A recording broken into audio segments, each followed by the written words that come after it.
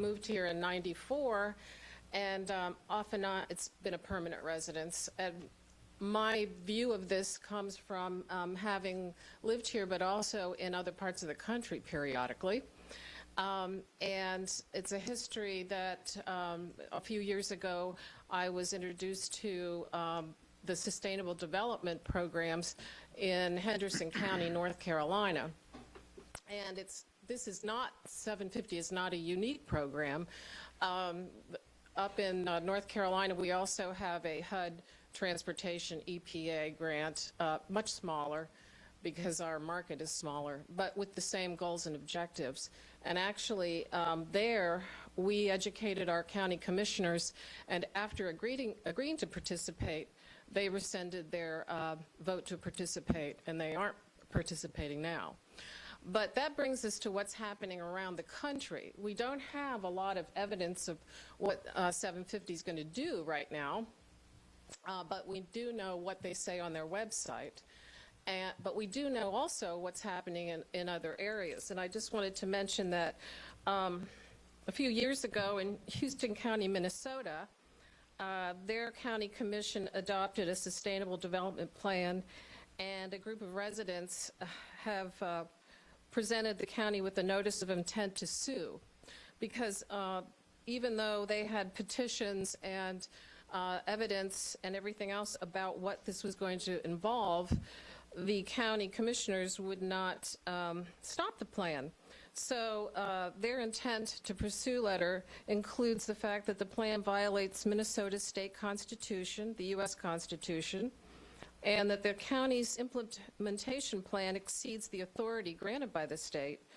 And I think it's important here that we notice that a lot of these issues, they mention the state because this system goes from the federal government around the state to the local and regional level.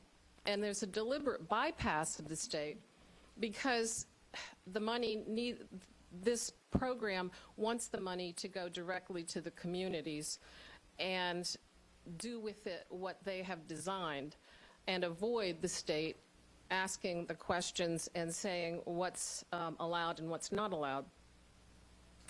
An example in this county in Minnesota is that the ownership interests of land are being impinged upon. A landowner wanted to replace an old mobile home with a new one on the same site that already had the well and septic tanks.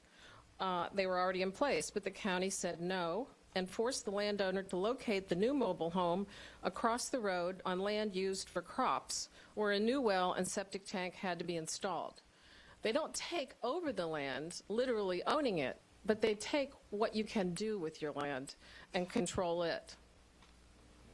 Then this also isn't new from a standpoint of sustainable development. We know there's talk about the UN. I don't have I'm not scared that the UN's going to come in tomorrow and tell us what to do here, which is what the 750 website seems to say happened and was the fear at the Indian River County Commissioners meeting.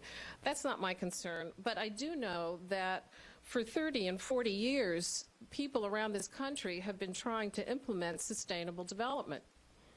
Santa Cruz, California, provides a roadmap for what we can expect.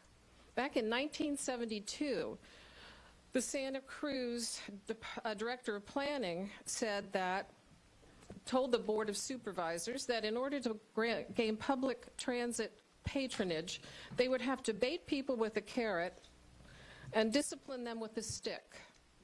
Make it easy to use with reliable service and improved scheduling, and it will be attractive.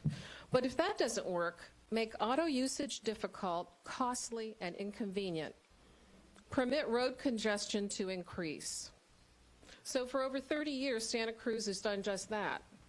And now to remedy the problem, they've introduced a transit corridor plan. And they purchased a 32-mile rail line. And there's nothing wrong with their plan for walking, biking, and trains, but it's not honestly financed, and it's not at the sake, of mobility.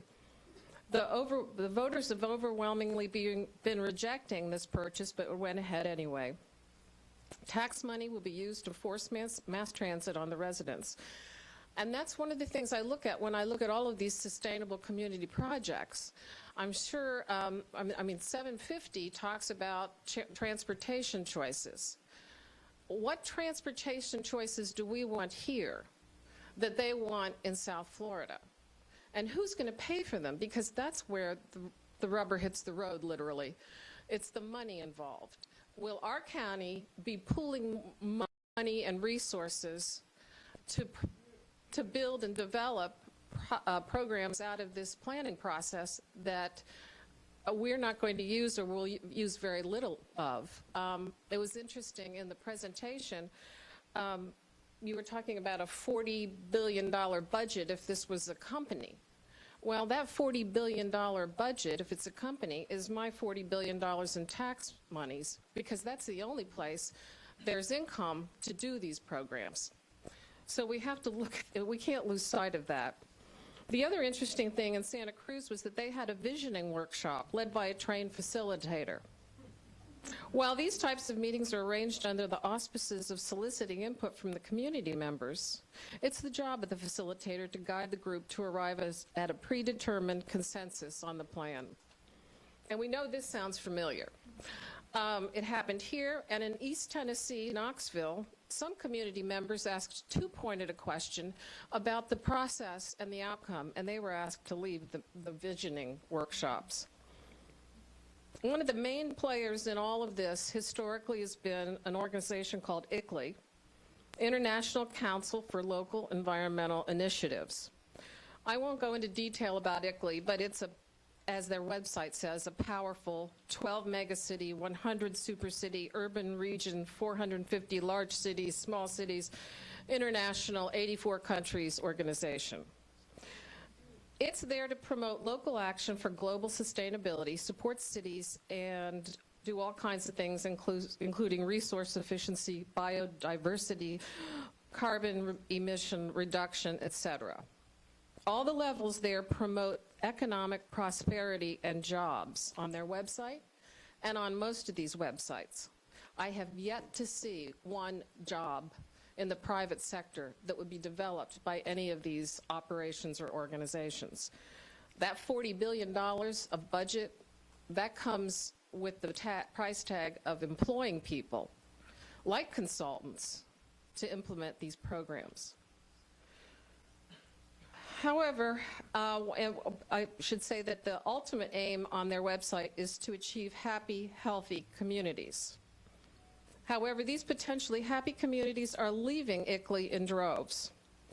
Last February, Amanda County, California rejected its ICLEI contract and began dismantling sustainable development policies. In March, Montgomery County, Pennsylvania, they rejected ICLEI contract and sent them packing. In April, Edmond, Oklahoma rejected ICLEI. And all of these civic communities, cities, pay dues to ICLEI and are participating in their programs.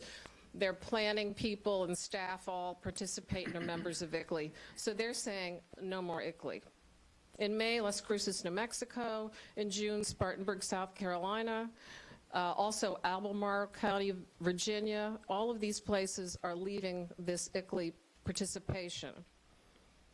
Battles are waging in Cleveland, Tennessee, Waterloo, Iowa, Santa Cruz, California, San Antonio, Texas. And as I mentioned earlier, there's no mention of states in ICLEI. The money is going around it. It's going directly to unaccountable, unelected NGOs who are planning our future. Alabama did pass a nullification law. And last year, as we battled this in North Carolina, we decided that we are also going to start looking at Raleigh for a nullification law. And what I would really like everybody here to do is consider not voting for this, not agreeing to participate, and helping us fight in Tallahassee for a nullification.